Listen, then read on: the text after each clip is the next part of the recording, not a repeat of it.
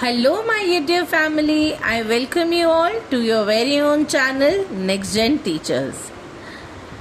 हम कर रहे हैं बीएड में पेपर 3 की तैयारी, लर्निंग एंड टीचिंग। आज का जो हमारा क्वेश्चन है वो है कॉन्सेप्ट ऑफ ई लर्निंग। अब ये मैंने एक ही क्वेश्चन के अंदर 3 तरीके से एक क्वेश्चन लिखा है ताकि आपको ये याद रहे कि एग्जाम में किसी भी तरीके से ये क्वेश्चन पूछा जा सकता है। Explain the concept of e-learning, describe the characteristics of e-learning and what are the core elements of e-learning। तो e-learning होता क्या है? e-learning बेसिकली इलेक्ट्रॉनिक लर्निंग को कहा जाता है। इलेक्ट्रॉनिक लर्निंग के आने से बच्चों को और टीचर्स को बहुत ज़्यादा फ़ायदा हुआ है। वो कैसे? टीचर्स जो हैं किसी भी डिजिटल टेक्नोलॉजी को यूज़ करके, इंटरनेट को यूज़ करके, इलेक्ट्रॉनिक मीडिया को यूज़ करके टीचिंग और लर्निंग करवा सकती हैं। और बच्चों के लिए ये फ़ायदा है कि बच्चे जो हैं इस चीज़ को कभी भी और किसी भी समय देख सकते हैं और किसी भी जगह जो है इस चीज़ का इस्तेमाल कर सकते हैं।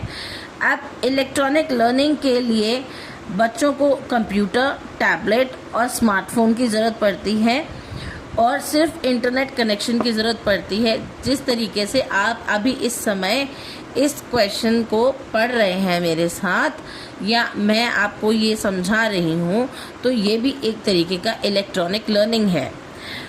बच्चे जो हैं इसको किसी भी समय पढ़ सकते हैं। आप ये वीडियो किसी भी समय देख सकते हैं।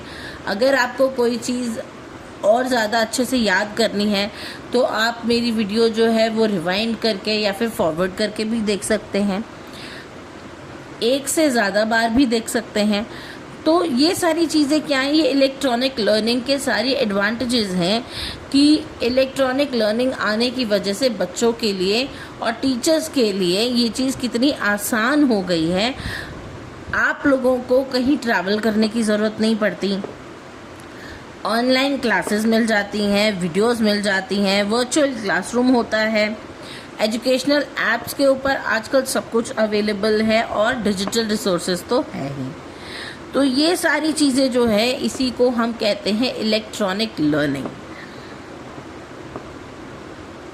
Now it allows learner to access educational content anytime and anywhere through devices like computers, tablets and smartphones. It includes online classes, virtual classrooms, educational apps and digital resources. तो इलेक्ट्रॉनिक लर्निंग जो है वो कभी भी किसी भी समय और किसी भी जगह हो सकती है। उसके लिए हमें कंप्यूटर, टैबलेट और स्मार्टफोन जैसी चीज़ों की ज़रूरत पड़ती है और इंटरनेट कनेक्शन की भी। बच्चे जो हैं ऑनलाइन क्लासेस से, वर्चुअल क्लासरूम से, एजुकेशनल ऐप्स से या फिर डिजिटल रिसोर्स से जो है अपनी पढ़ाई कर सकते हैं इजीली। ना कैरेक्टरिस्टिक्स ऑफ ई लर्निंग क्या है? फर्स्टली ये फ्लेक्सिबल है। Flexibility, learners can study at their own time and pace. तो लर्नर जो है वो किसी भी समय जो है पढ़ाई कर सकता है और कितना भी समय लगा करके पढ़ाई कर सकता है। तो ये जो ई लर्निंग है ये सबसे पहली चीज़ क्या देती है हमें? फ्लेक्सिबिलिटी। सेकेंड है एक्सेसिबिलिटी। एक्सेसिबिलिटी में learning materials are available from any location with internet access. अब पहले क्या होता था कि हमारे पास मटेरियल नहीं है पढ़ने के लिए, तो हम कोई चीज़ों की नॉलेज नहीं ले पाते थे।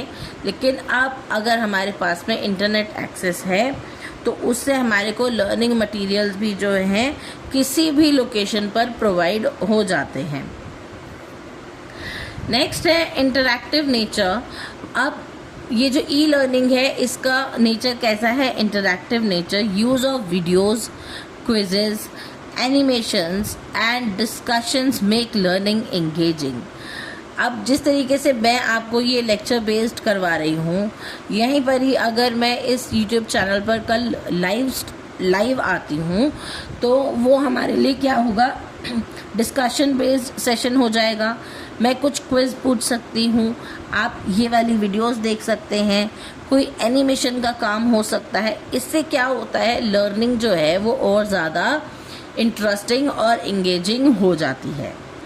लर्नर सेंटर्ड, अब ये जो ई लर्निंग है ये लर्नर सेंटर्ड होती है क्योंकि ये फोकस करती है on individual learning needs and self paced study. तो हर एक इंडिविजुअल के लिए उनके टाइम के हिसाब से पढ़ाया जाता है और उनकी ज़रूरतों के हिसाब से जो है और भी वीडियोस या फिर और भी मटेरियल जो है इंटरनेट पे अवेलेबल होता है, जिससे कि वो और बेहतर तरीके से समझ सकते हैं। तो ये जो ई लर्निंग है ये लर्नर सेंटर्ड होती है। नेक्स्ट है मल्टीमीडिया यूज़। अब मल्टीमीडिया यूज़ में combined text, audio, video, graphics and animations होते हैं। मल्टीमीडिया यूज़ के अंदर ये सारी चीज़ें यूज़ की जाती हैं ताकि आपको और भी बेटर तरीके से और इंगेजिंग तरीके से पढ़ाया जा सके। कॉस्ट इफ़ेक्टिव होता है, आपको कहीं ट्रैवल नहीं करना, इसके लिए कोई इंफ्रास्ट्रक्चर नहीं चाहिए और मटेरियल कॉस्ट भी इसकी कोई ज़्यादा नहीं होती है।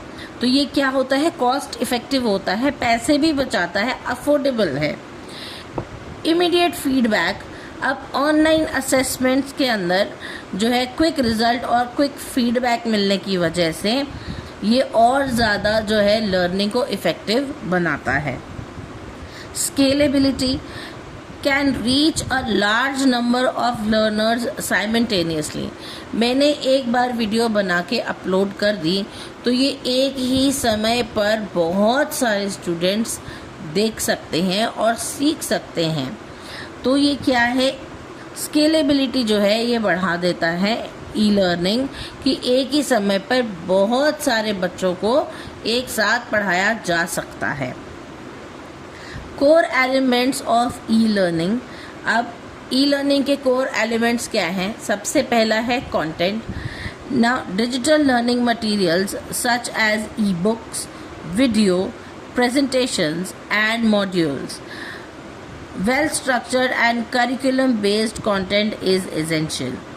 अब लर्निंग के लिए चाहे वो ई लर्निंग है या फिर लेक्चर बेस्ड लर्निंग है या क्लासरूम के अंदर वो लर्निंग हो रही है, सबसे मेन चीज़ होती है कंटेंट, कि बच्चे को पढ़ाना क्या है या आप क्या पढ़ना चाहते हैं, किस चीज़ की नॉलेज आप लेना चाहते हैं। तो वो सबसे ज़्यादा इम्पॉर्टेंट होता है कंटेंट। नेक्स्ट है टेक्नोलॉजी, इसके लिए प्लेटफॉर्म या फिर LMS that is learning management system. Next चीज़ जो सबसे इम्पॉर्टेंट होती है वो होती है टेक्नोलॉजी। अगर मैं आपको पढ़ा रही हूँ इस वीडियो के माध्यम से तो आपको और मेरे को दोनों को टेक्नोलॉजी का यूज़ करना होगा। तो टेक्नोलॉजी का यूज़ करके ही मैं टीचिंग कर सकती हूँ और आप लोग लर्निंग कर सकते हैं। So learning management system, software and internet connectivity, technology ये सारी चीज़ों को कहते हैं। Tools that supports delivering, tracking and management, तो ऐसे टूल्स जो कि डिलीवर करने में, जैसे मैं लेक्चर डिलीवर कर रही हूँ, और ट्रैक करने में, तो मैं ट्रैक करती हूँ कि आप लोग मुझे किस चीज़ के क्वेश्चंस पूछते हैं कमेंट्स में, और मैनेज करने में मैं अपनी वीडियोस को अपने तरीके से मैनेज कर सकती हूँ और आप अपने तरीके से इसको बार बार रिवाइंड, पॉज या फिर फॉरवर्ड करके देख सकते हैं। तो ये मैनेज हो जाता है। नेक्स्ट है इंटरैक्शन एंड कम्युनिकेशन। अब communication between teacher and learner through chats, forums, video calls and emails. तो टेक्नोलॉजी ने हमारे को ये सारी सुविधाएं दी हैं कि कम्युनिकेशन जो है वो नहीं टूटना चाहिए।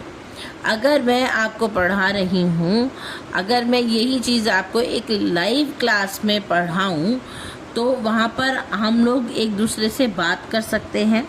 आप लोग चैट्स में अपने सवाल पूछ सकते हैं या कोई डाउट्स हैं वो क्लियर कर सकते हैं।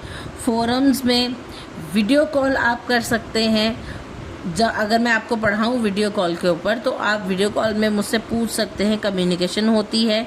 और ईमेल्स, अगर आपको किसी चीज़ का कोई डाउट होता है तो और आप कमेंट नहीं कर सकते तो आप मेल कर सकते हैं। तो ये सारी चीज़ें जो हैं इंटरेक्शन और कम्युनिकेशन के लिए ज़रूरी होती है ये technologies. It promotes collaboration and doubt clearing. अब कोलैबोरेशन यानी कि दोनों मिल के इस चीज़ के लिए एफर्ट करते हैं। मैं टीचिंग और लर्निंग के लिए एफर्ट करती हूँ और आप भी जो है लर्निंग के लिए एफर्ट करते हैं। तो स्टूडेंट और टीचर दोनों मिलकर के कोलैबोरेट करते हैं और अपने डाउट्स को क्लियर करवाते हैं। Assessment and evaluation, online quizzes, assignments and tests to measure learning outcomes. अब जो टीचर आपको ऑनलाइन पढ़ा रही है वो आपकी ऑनलाइन असेसमेंट भी करेगी कि आपको कितना समझ आया। फॉर एग्ज़ाम्पल मैंने आपको पढ़ाया और अगर मैं आपसे कोई सवाल पूछूं और मैं आपसे कहूं कि इसका जवाब आप मुझे कमेंट में देंगे, तो मैं क्या कर रही हूं, मैं क्विज़ ले रही हूं या मैं आपको किसी तरीके का कोई असाइनमेंट बना के देती हूं और मैं आपसे कहती हूं कि इसके आंसर्स आप कमेंट में लिखिए, तो वो भी एक तरीके का इवैल्यूएशन ही है, ऑनलाइन इवैल्यूएशन है, ऑनलाइन क्विज़ है, ऑनलाइन असाइनमेंट्स हैं, जिससे कि टीचर को पता चलता है कि उनकी लर्निंग आउटकम्स क्या हैं। Continuous feedback helps improve performances.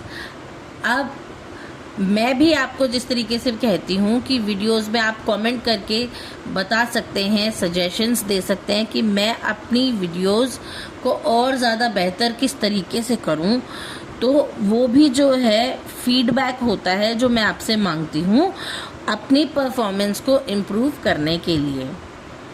और अगर आप मुझसे नोट्स मांगते हैं तो आप क्या करते हैं, आप अपनी परफॉर्मेंस को इम्प्रूव करने के लिए मुझसे फीडबैक मांगते हैं कि मैम हम ये वाली बुक पढ़ सकते हैं या ये वाले नोट्स हम बाय कर सकते हैं पढ़ने के लिए। Support system, technical and academic support for learners and teachers, guidance, help desk and tutorials for smooth functioning। तो इन सब चीज़ों के लिए सपोर्ट सिस्टम क्या है, टेक्निकल और academic support for learners and teachers दोनों के लिए। तो गाइडेंस होती है, हेल्प डेस्क होता है और ट्यूटोरियल्स होते हैं अलग अलग, जो कि इन चीज़ों के लिए स्मूथ फंक्शनिंग करवाते हैं। कंक्लूजन है, e learning is a modern and effective approach to education that enhances accessibility, flexibility and engagement with its key characteristics and core elements. It plays a significant role in transforming traditional teaching into a more interactive and learner-centered process. तो e-learning क्या करता है, ये learners के लिए accessibility बढ़ाता है, flexibility बढ़ाता है और ज़्यादा इंगेजिंग होता है। अब इसकी वजह से क्या हो रहा है कि जो ट्रेडिशनल टीचिंग है, यानी कि क्लासरूम, आप स्कूल जाते हैं या आप किसी भी इंस्टीट्यूट जाकर के पढ़ते हैं, तो उसके लिए आपको क्या है, ट्रैवल करना नहीं पड़ेगा, आपको एक प्रॉपर क्लासरूम के अंदर नहीं बैठना पड़ेगा। आप ई लर्निंग करने के लिए जो है सिर्फ मोबाइल और इंटरनेट का यूज़ कर सकते हैं।